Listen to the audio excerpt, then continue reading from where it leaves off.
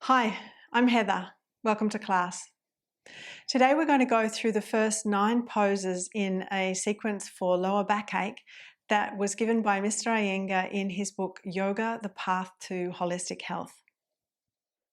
Before we begin, if you find this video helpful, be sure to like and subscribe.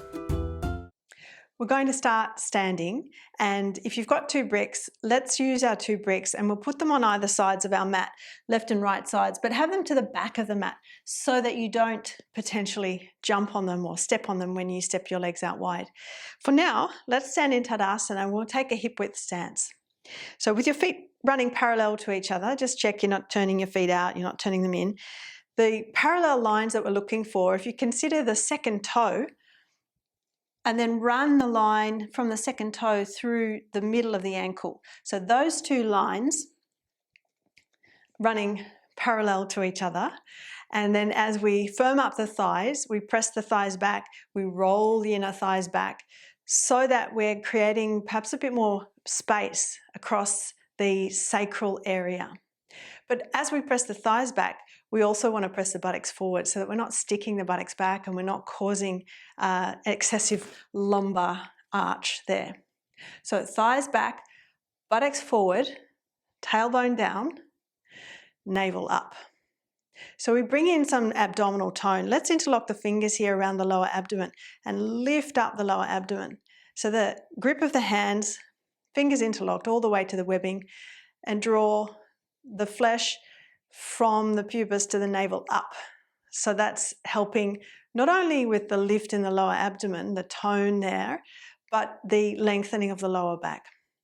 And so as we're promoting tone, strength here in the abdomen, that's going to help with lower backache.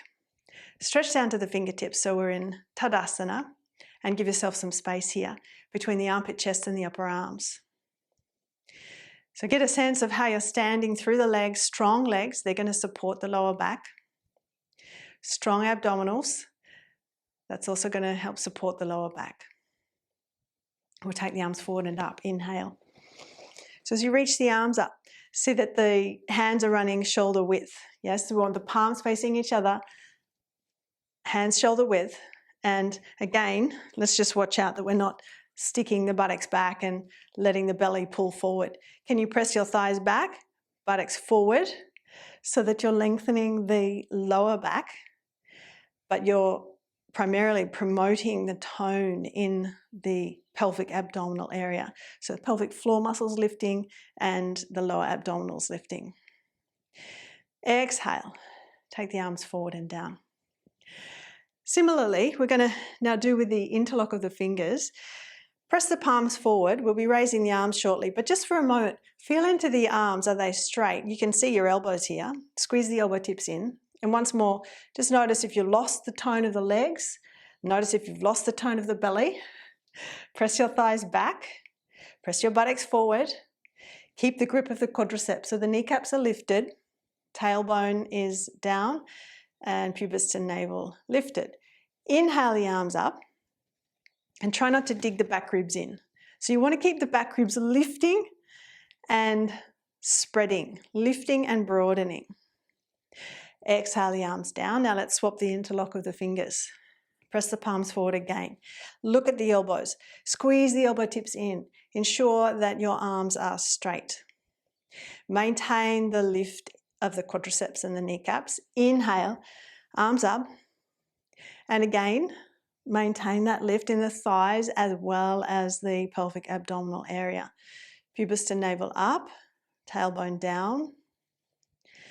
And as the arms are stretching up, you're lifting from the waist. Imagine your arms are beginning at the waist. Lift and lengthen the arms from the waist. And exhale, the arms all the way down. Now, we're going to do Trikonasana, which is a wide-legged standing pose. We'll start in Tadasana, and because this is specific for lower backache, we'll just step the arms and legs wide rather than jumping, because jumping can sometimes be a bit jarring for the lower back. So let's place the hands on the waist and step the legs wide. You can have a look down at the feet. You're wanting to take the majority of the length of the mat as you take this wide stance, yes? Try not to be too narrow. So when you take your arms out, your feet are underneath your wrists or hands. Turn your feet to the right side. I'm mirroring you. So we'll go over the right leg first for Trikonasana, triangle pose. Do ensure that the thigh is turning out, right thigh is turning out. Inhale. Exhale, over the right leg. See if you can feed this femur bone, the thigh bone, into the pelvis as the pelvis is tilting over the femur bone. So you're deepening your hip flexion over that externally rotated leg. Look down at the foot for a moment. Make sure that there's weight coming down through the inner foot. Look at your shoulder. Roll your shoulder back so that right shoulder tip rolls back. And then turn to look forward. Rotate the left chest up towards the ceiling. But just notice if you're letting the buttocks stick back. Can you press the buttocks forward, tailbone in? And as you revolve your left chest up, perhaps you can look up. Reach the arm up towards the ceiling. Then get a sense you're stamping into the left heel to stand up. And then we'll turn, feet to the other side. So we're bringing tone to the legs, tone to the pelvic abdominal area in some of these standing poses. That's really going to help to support the lower back. Inhale. Exhale. Let's go over the left leg, Trikonasana. So again, we want to feed this femur bone into the pelvis and we want to tilt the pelvis over the femur bone. So we're getting a deep flexion here in the hip, flexing over the externally rotated thigh. And then you can look down at your left foot. Again, make sure that inner foot's pressing down. Yes, watch you're not just letting the weight drop into the outer foot. Pressurize that inner foot down. And then turn to look forward. Move your hips forward, buttocks forward, tailbone in. Rotate the right chest up towards the ceiling. Turn to look up. Reach up strongly through that right arm. Reach as if you want to touch the ceiling with your fingertips. And then to stand up, you push down. It's like you're stamping down into the right heel. Inhale. And turn your feet and let's step back in. We'll come to Tadasana. Legs together. So we bring the legs together, feet together, lift all the toes, spread them apart, make sure you're broadening your feet, and we'll stand in Tadasana. And maintain the tone in the quadriceps, maintain the tone in the lift in the lower abdominals. Just take a moment, tune into your breath. And then we'll take the legs wide again. So once more, you can sit your hands on the waist, step legs wide. And again, when you stretch your arms out, make sure your feet are coming out underneath your wrists or hands. Now for Parsvakonasana, lateral angle pose, turn your feet to the right side and we're going to place our brick. So lower the arms, bend your knee just so that you can reach your brick and put it behind the outer edge of that right foot. And again, lift the arms. Inhale. Bend the knee as you exhale. Let's reach the hand down to the brick. Now, I'm seeing here, as I'm looking down at my knee, that my knee is going beyond the line of the ankle. And that's okay, but it's going to potentially put strain on the knee. So I just want to creep that foot further forward. So if that's the case for you, widen your stance. You can take the back foot further back or take this front foot further forward so that your knee is vertically top your ankle. Then your knee will feel stronger.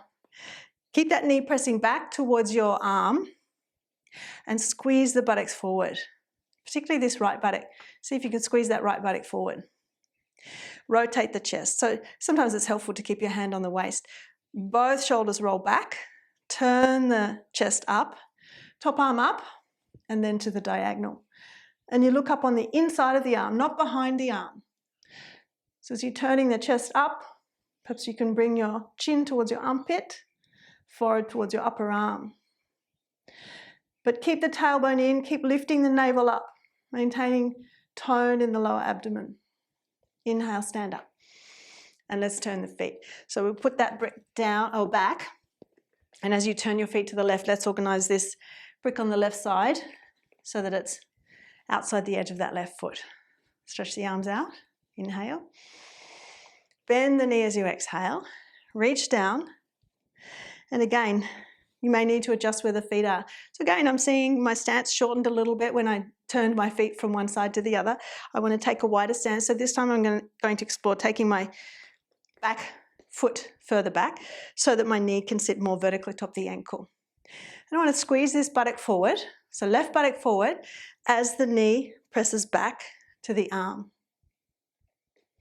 Now rotate the chest up. So right chest turns up. Can keep the hand on the waist as I'm exploring that. And then as you're ready, top arm up, over to the diagonal, and then you look up. So if your chest isn't turning up, it's going to be very hard to look up on the inside of the arm. See if you can rotate the right chest up. Look up on the inside of the arm, chin to the armpit, forward towards your upper arm. Then stand up, inhale, turn your feet, and let's step in, back to Tadasana. We'll put our brick back so that it's not in the way. Legs together. Spread the toes, stretch to the fingertips. Keep your toned action in the quadriceps.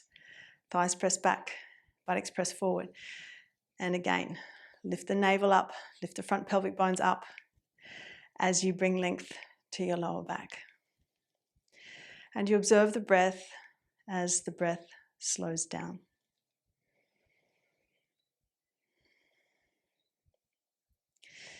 Now, let's take the hands on the waist again. Once more, we'll step the legs wide. We're going to do Ardha Chandrasana, which is the half moon pose.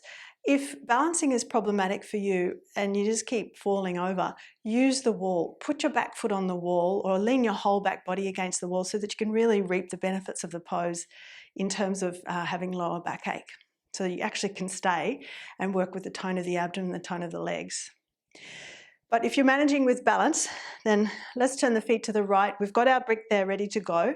I'm going to step a little further back to the left side of the mat. So I've got room as I project myself forward. So we'll go through Trikonasana, triangle pose. Inhale, exhale, Trikonasana. Left hand can sit on the waist and we look down at the right foot. Bend the knee. Make sure your knee is traveling the same direction as the foot, the toes. Yeah, watch it's not rolling forward. So we're going to keep this thigh turning out. We hop the back foot in, take our brick forward, and then raise the back leg as you're ready. So when you raise the leg, press out through the inner foot. Lengthen the ball of the foot away from the groin. Lift the inner thigh up into the thigh bone. And with your left hand on your waist, rotate your left chest up. Left chest turning up towards the ceiling. Press both shoulders back and down. Down the back, that is, not down towards the floor. So shoulder tips back, shoulder blades down the back towards your hips. Top arm up. But you go on drawing the tailbone in to help with the action here, the pelvic abdominal action. And we'll come down. So we can place the top hand on the waist, bend the right knee, lower the left foot. Let's slide the foot back, come back into Trikonasana. Watch you're not sticking the buttocks back. Keep the hips forward. Inhale, stand up. And we'll go to the other side. So turn your feet. Just watch your bricks. If you need to maneuver yourself from one side of the mat to the other, you do that. And again, let's go through Trikonasana to Ardha Chandrasana. Inhale. Exhale. Trikonasana. Right hand on the waist. You can look down at the left foot. Bend the left knee. So here you'll be able to see, is the knee rolling forward? Can you press the knee back? Keep that thigh turning out as you hop the back foot in and take the brick forward. So left hand forward. Using the height of the brick is going to help you to lift your chest up. As you're ready, raise the right leg. Find your point of balance. Oops. Having said that, I lost my balance. So you raise that leg and you lengthen through the inner foot. So that inner right foot lengthens away from the groin and the groin, the inner thigh, lifts up into the thigh bone to create this feeling of buoyancy in that top leg. Then buttocks forward, tailbone in, zip the navel up from the pubis. So bringing some tone to the abdomen, top arm up as you're ready. But keep your shoulders rolling back and down.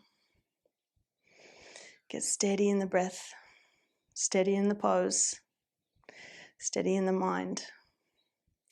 Then let's come down, hand to the waist, bend your knee, step down, slide that foot back, come back to Trikonasana, and stand up, inhale.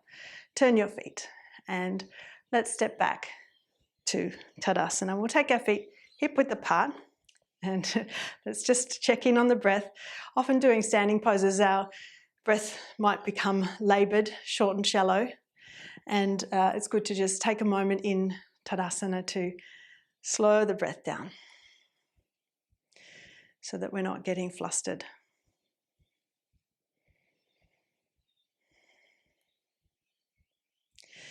Now, hands on the waist. We're going to do one more standing pose, Prasarita Padottanasana.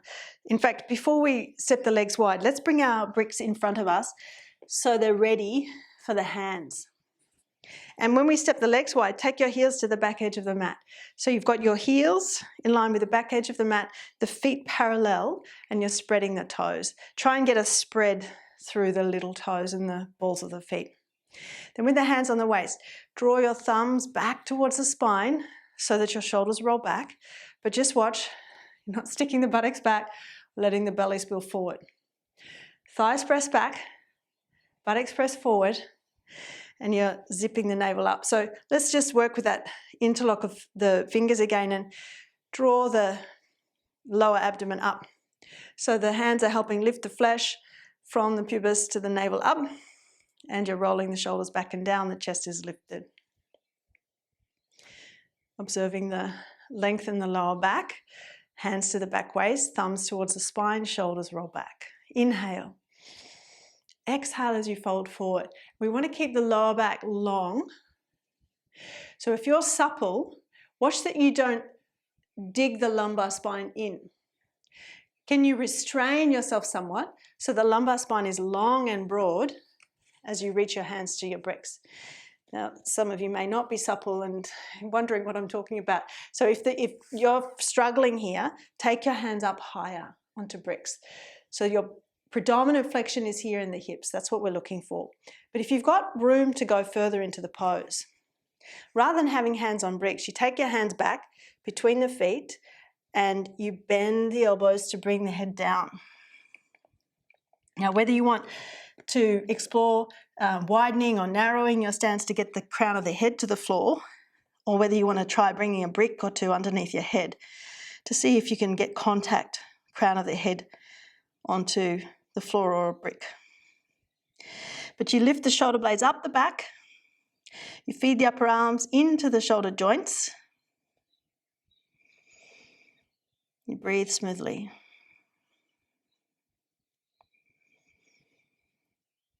Keep the tone in the legs, kneecap script.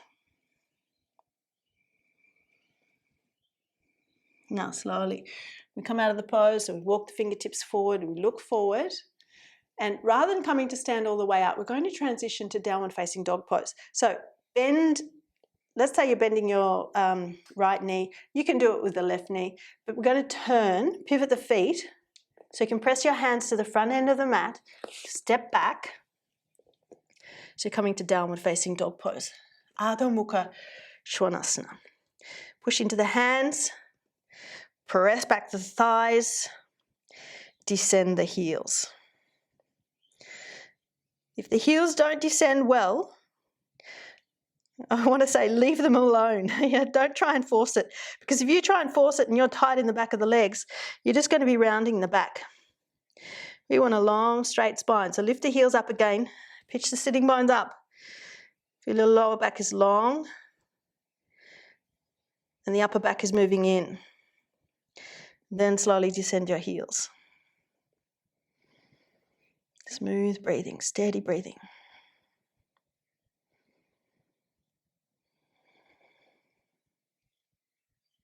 Now walk your hands back to the feet. This is our last pose in this particular sequence. Uttanasana. If you're stiff, use your bricks under your hands so that your lower back is long and broad. Yeah, you're not overdoing, you're not flexing the lower back if there's a real problem there for you. But if you've got the capacity, you can come further down, and perhaps you can explore bringing the head down onto support. Resting the hands or placing the hands where they're comfortable. But if you prefer, you can just let the head drape down. But when I say place the hands where they're comfortable, If you've got a strong flexion, you can take the fingertips onto the floor on either sides of the mat and then feed the upper arm bones into the shoulder joints and have those shoulder blades riding up the back towards your hips. Breathe slowly. Remember not to over-flex the lower back if there's a problem there for you. You always want to, we'll say, regress the pose if there's a problem. You need to come out of the pose a little bit. Let's finish up. Hands to the waist. Raise the head up. Inhale. Stand all the way up. Just pause there for a moment as you allow the residue of the pose to slowly dissipate. You can relax the arms. Relax the legs, soften your gaze.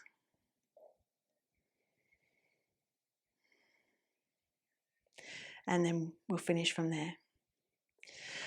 As I mentioned, we did the first 9 poses of a sequence given by Mr. Iyengar in his book, Yoga, The Path to Holistic Health. I have the whole class recorded, the class specifically for lower backache, in my video library. It's titled Therapeutic Number 13, and you're welcome to go over to my video library on my website, heatherkitchenyoga.com.au, and have a look at the very extensive library I've got there. There's over 390 classes, and I add new classes every week, and I invite you to start your subscription with a 7-day free trial. That's it for today. Thanks for joining me. For more in-depth teaching, check out the video library on my website, heatherkitchenyoga.com.au. The link is in the description box below.